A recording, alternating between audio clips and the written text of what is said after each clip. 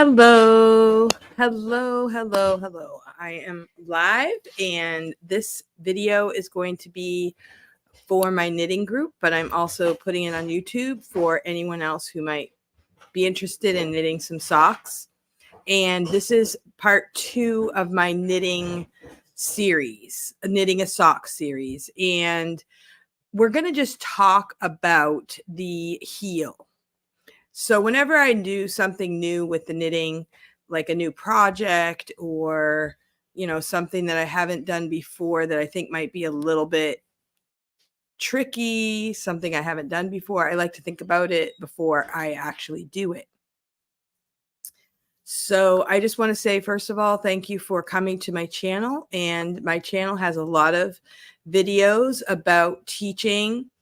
And I just really love knitting. Knitting is a great pastime, in between all the busyness. And I like to give away gifts, and I like to just create things. And so I have been making some socks. I made these socks just a couple weeks ago. I just finished them actually a few days ago. And these are for myself. First pair I have made for myself. I haven't worn them yet. And so you can tell we call this magic stripe yarn. It kind of makes its own stripes. And you can tell that they are a little bit different. I used to try to get them to look exactly the same, but then I realized that's really not necessary. It's kind of fun that you can tell they are a match, and you can tell they're a little bit different. And these are made with 75% wool, 25%, I think it's acrylic. What does it say here? Nylon, 25% nylon. And this is the type of yarn that I use. This is a Patton's Croy socks. And you can get this type of yarn at like Michael's. You can get it on Amazon. After the video, I will post a link below that will give you some links for Amazon links that you can look on Amazon for yarn, for needles. And I also have a list of things that you might need for this sock that I'm teaching. And there are many other ways of making socks, but I'm teaching a certain style. And I have a few ladies in a group. I believe we have 13 ladies in the group. I think that includes me. And Kathy, my friend Kathy Kelly, is online with us right now. And I'm actually going to be doing an interview with her on Monday at 9:30 a.m. here on this channel. And I can't wait. And she is actually making a sock for the first time. And she's using these materials. I recommend a set of 4 or 5. I think they come in 5 double pointed size 2 needles, which is 2.75 millimeters. 1 9-inch circular needle. And I have a Chiao goo, which I love. And I have talked about that in my last video. Stitch markers, tapestry needle, scissors, of course, that would be helpful as well. Okay. And oh man, I just deleted. I don't know what I had the last below that, but I'm working on doing this little box for you, and I'm not sure where I'm at. So let me see. Okay. Usually, I know what I can do. I can lift this up like this and pull this down. I'm using ManyCam right now. This is a great resource for teachers. And if you're teaching anything online, doing videos, it's called ManyCam. And I got it from Teaching VIP Kid. And that is what is giving me this little box and also the little border around the outside. You can use ManyCam for free. There's some features, and you can also pay for a pay version with more bells and whistles. But I'm using it for this right now. Okay, so now we're going to talk about the heel flap. Okay, the heel flap. If you would like a copy of this pattern, please post below. If you would like to be in my Facebook group, post below, let me know. Or you can also contact me by my email at normandcindy13@gmail.com. And I believe if you post below, I will also get a notice in my email account. But this is the pattern that I'm using. It's a basic sock. It will look like this. Right now, I am working on the ribbing, and I have, you know, a couple inches, inch and a half maybe. And I am going to make, this is about 5 inches. This is for myself. I might make this top part a little longer. You can also make the top part shorter. You could do like an ankle type sock. I want to try that as well. I have never made those, but those would be good too. This type of yarn is good for the winter, keeps your feet really warm. Very, very comfortable. Great for wearing around the house, maybe with slippers because you don't want to wear out the heel. And also they're good in the summer too, because you know, fall and spring when it's a little chillier, you could wear them with Birkenstocks or something like that. They're really fun. My friend who I got this pattern from, she made me a pair for myself and a pair for my baby when I had my 7th child. So I wore those out. Totally wore them out. And I also learned how to darn the heel. But I'm telling my friends on the Facebook group that there is a type of string that you can add when you get to the heel. Now, you wouldn't want to add it to this part, which is the heel flap, but you would want to add it to the bottom of your heel so it makes it a little stronger, because the heel is definitely the first thing that wears out. But what we're talking about today is called the heel flap. And so you might be able to see it right there. You can see the ribbing, and then you see the heel flap looks a little different. It does look like knitting. Okay, I'll show you the back side. The inside of the sock looks like this. Okay, so that is going to be purling. So you do need to know, obviously, knitting and purling. So this is how the heel flap goes. It says on the directions, you're first going to divide your stitches in half. Now I have 56 stitches, so I'm going to divide 28 and 28. Half of the stitches are going to be for the heel flap.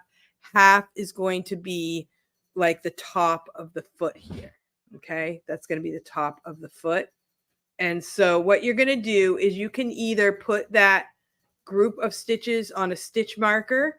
You can put a piece of yarn through it, like take your tapestry needle and just go through all of those stitches and then tie a knot so that they're off of your actual work and you save it for later. You could put it on circular needles if you want. If you have 2 9-inch needles, you could put one on each 9-inch. There's some different options, but I used my double pointeds and put that heel, the top part of the foot needles that you're not going to use for a little while onto another needle. I have a lot of choices. I have these circular needles I could use for that. They have a very long cord here. I have double pointeds, and I also have 2 of the 9-inch. Or like I said, you could just sew through with a tapestry needle and hold them on a piece of yarn. So you're going to divide them in half, and 1/2 is going to be on the needle that you're going to work with. And so you could put that on your 9-inch, and then you could use another needle, a double pointed needle. Now I did see a video that you could do the heel flap with just the 9-inch. I haven't tried that. I think it's totally doable. I just haven't done it personally. I think it's easier if you're a beginner to use a 9-inch and a double pointed. It's kind of like you have 2 needles that you're working with at a time. And what you're going to actually do is row 1 is the right side. So row 1 is the right side. You're going to slip 1, and then you're going to knit 1, and repeat. Whoops, that should say repeat, not repeat. Okay, so I can change that. You are going to repeat that. Wait. Yeah, all the way to the end of the row. So you're going to have one straight. You're not going to go all the way around the sock. You're just doing the 28 needles, 28 stitches. Okay, so that's row 1. Row 2 is going to be, you turn it around. That's going to be your wrong side. You're going to slip one and purl to the end. Okay, so let's review that. So you're going to separate your 2 halves of your sock. One half is going to be on a stitch marker or something else so that you're not touching it. The other half, you're going to make the heel flap. The first row is going to be your right side. That's going to be, so your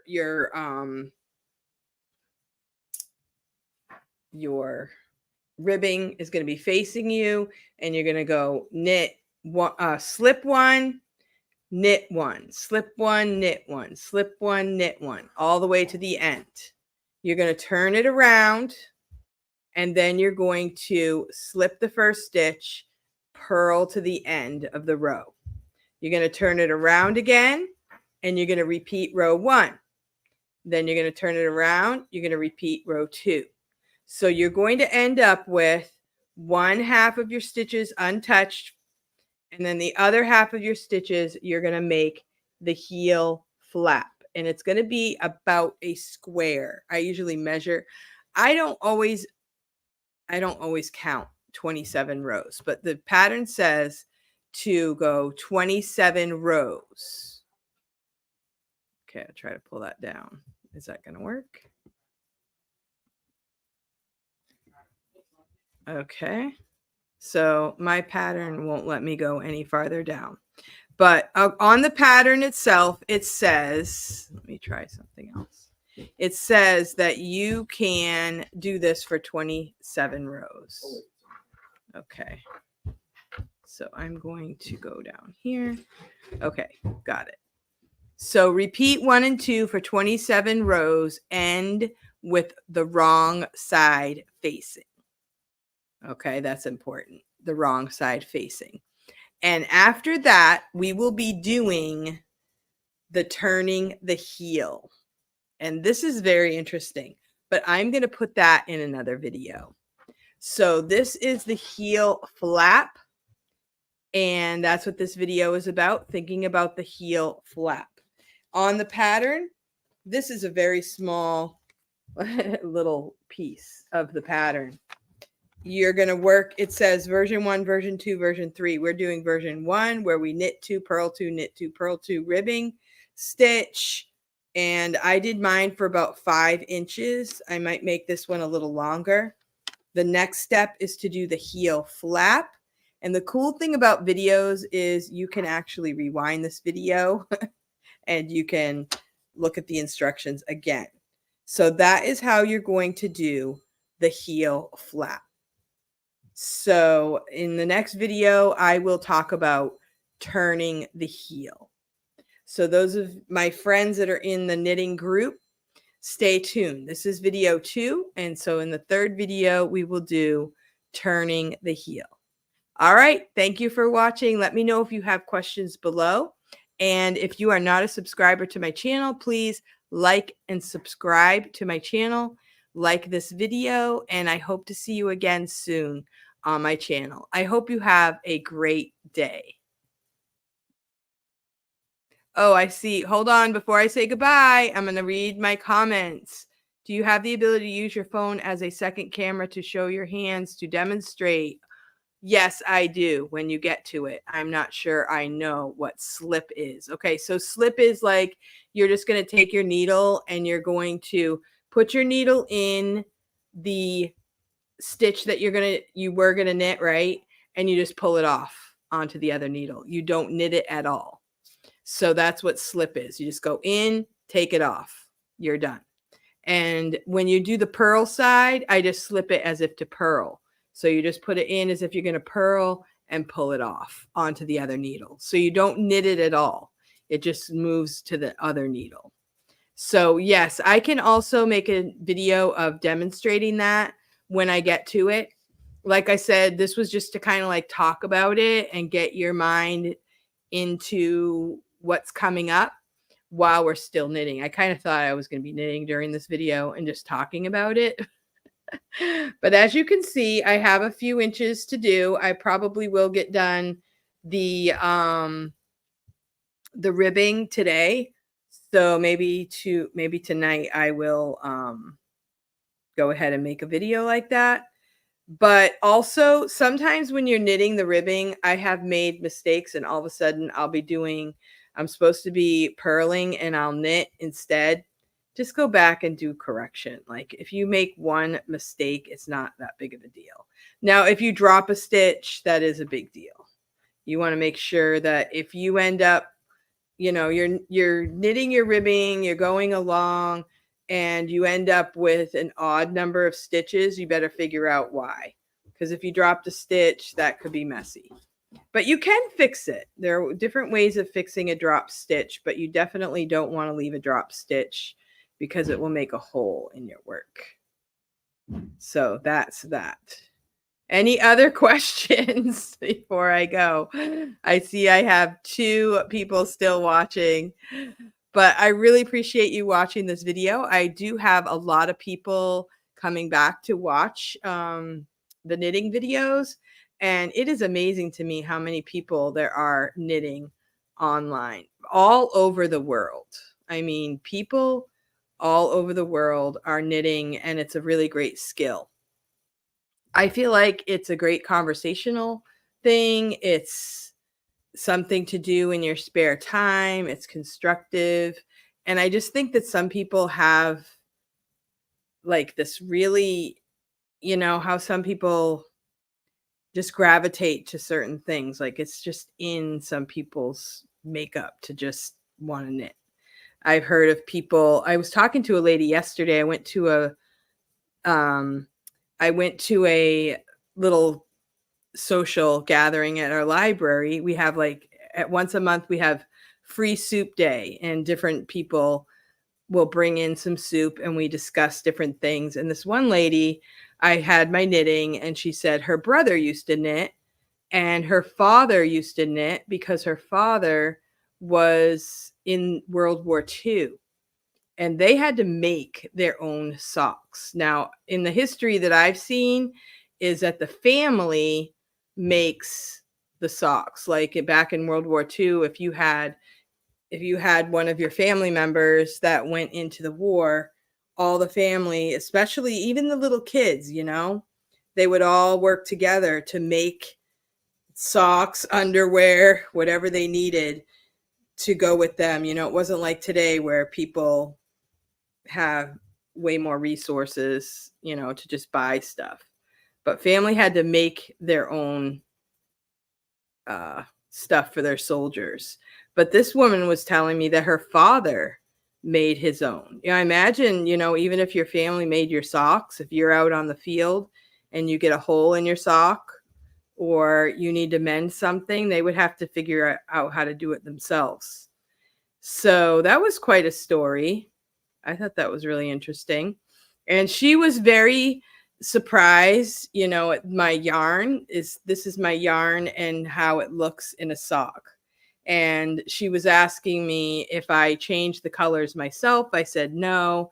And she said, well, what if you made a different size of a sock?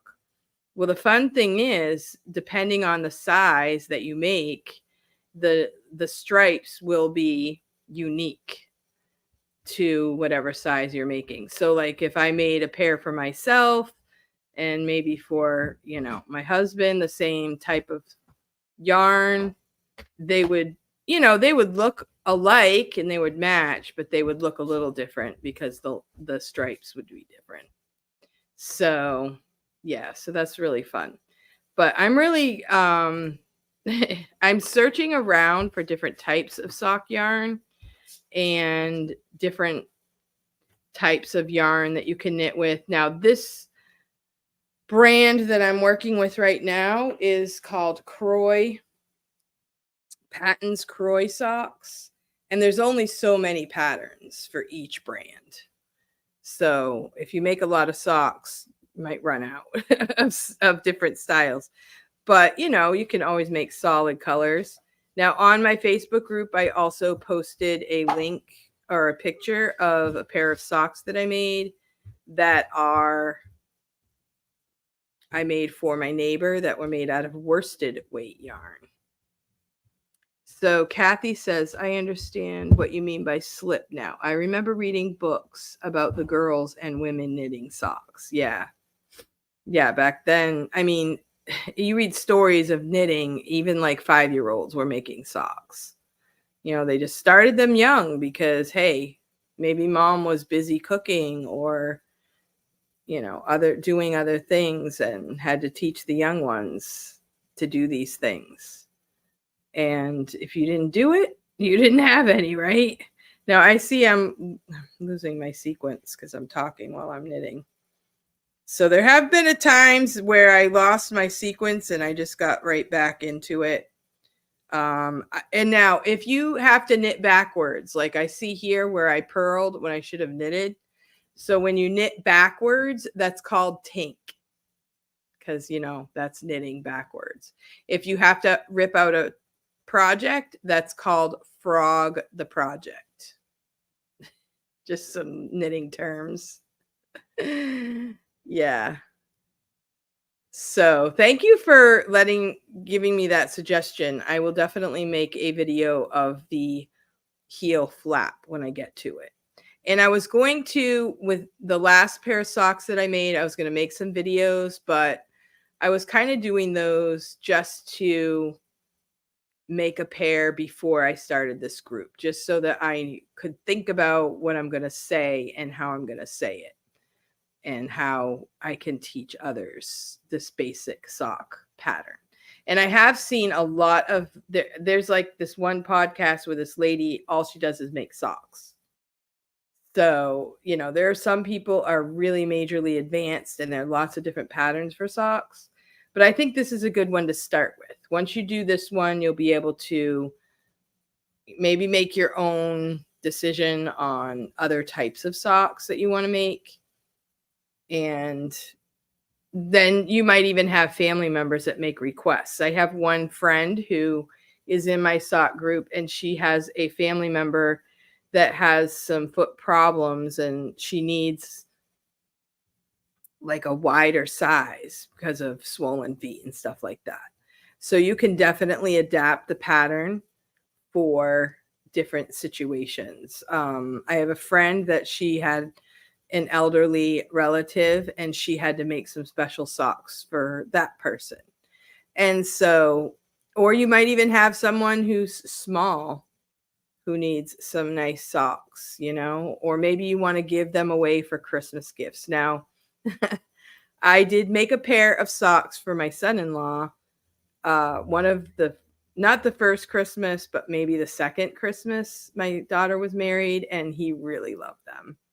And he's waiting for the second pair. That's why I want to get faster. My goal for knitting socks is to be able to knit them faster and to get the pattern memorized. And one of the ways that I can do that is to teach others, right? When you teach someone else, then you learn it yourself. Now I see Kelly Tag is here, and she's my friend from YouTube. She's a friend that I have that we are teacher friends. And hey, Kelly, I'd like to have you on my channel sometime soon. We have a book club basically. And Kathy says I have that goal of knitting them fast and having the pattern memorized. My family would love to get these as gifts. Yes. And the little kids also. Yeah. And the little kids will be faster, right? But I really think you should look into, and I'm going to post on the group, that special thread that my friend told me about to reinforce the heels. That would be really good for kids. And you kind of like add it as you're knitting, you add it in just for the heel and you knit with it. Like you're knitting 2 strands at a time. You don't change yarns or anything like that. You just knit it into the project. just for the heel. So it wouldn't be for the heel flap. It would just be for the bottom part of the sock. And so back to talking about Kelly Tag. We have a book club and we read the book John D. Rockefeller, and we have a discussion on her channel. So if you want to go to her channel and watch that discussion, it was really great. And we also have a group of us that we're going to be reading The Radium Girls. I've already read it, and we're going to have a discussion on Kelly's channel about that book. And Kelly also recommended the book called The Woman Who Could Not Be Silenced. That was an amazing book. I got the book because she interviewed the author on her channel. So if you go to Kelly Tag's channel and look for those book discussions, they were really great if you love books. So thank you so much for watching.